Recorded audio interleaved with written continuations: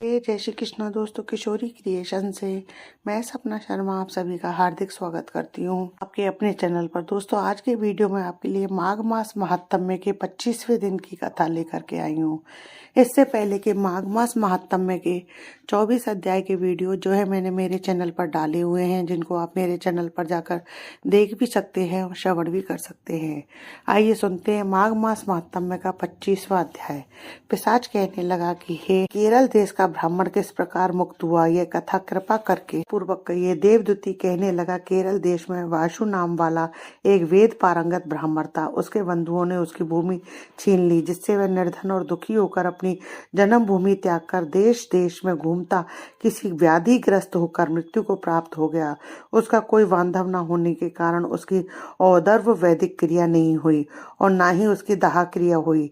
इस प्रकार क्रिया के लोप होने से निर्जन वन में प्रेत होकर चिरकाल तक फिरता रहा। शीत ताप भूख प्यास के दुख से हाहाकार करता हुआ वह नंगे शरीर रोता फिरता था, परंतु उसको कहीं सदगति नहीं दिखाई देती थी। सर्वथा दान न देने से वह अपने कर्म फल को भोगता था।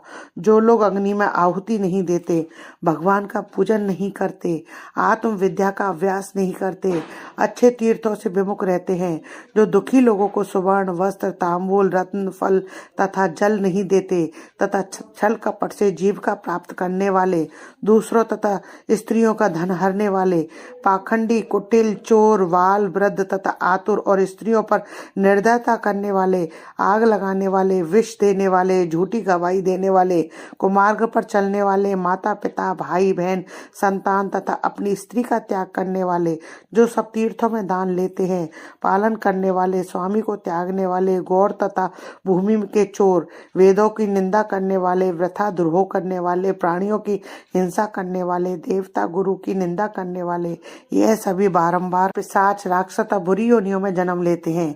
ये तब बुरे कर्मों से बचकर धर्म के कार्यों तथा यज्ञ दान और तप आदि करने चाहिए, क्योंकि कर्म फल अवश्य में मिलता है। इस प्रकार प्रेत की गति देखकर पाप कर्म कदापि नहीं करने चाहिए।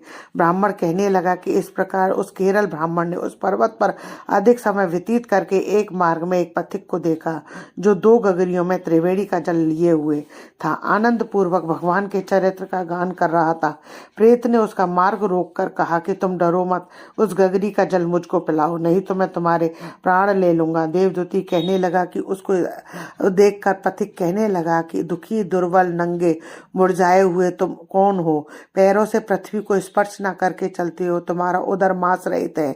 लोमश जी बोले। प्रेत यह वचन सुनकर कहने लगा कि मेरे ऐसा होने का कारण सुनो। मैंने कभी ब्राह्मणों को दान नहीं दिया, अत्यंत लोभी क्रियाहीन, दूसरे के अन्न से फलने वाला और अकेला मिठाई खाने वाला, मैंने कभी किसी को भिक्षा नहीं दी, न दूसरे के दुख से दुखी हुआ।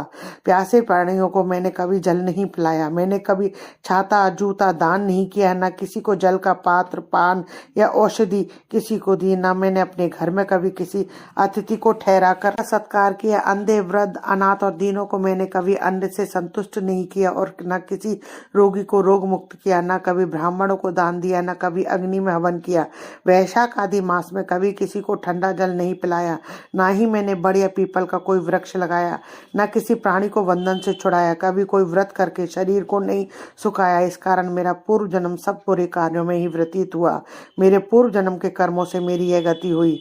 यह इस वन में व्याघ्र भेड़िए से बचा हुआ मांस तथा जंतुओं के खाने से गिरे हुए फल, वृक्षों पर लगे हुए सुंदर फल, झरने का सुंदर जल सभी मिलते हैं, परंतु देव इच्छा से मैं कुछ नहीं खा सकता। सर्प की तरह केवल पवन भक्षण करके जीवन व्यतीत करता हूँ।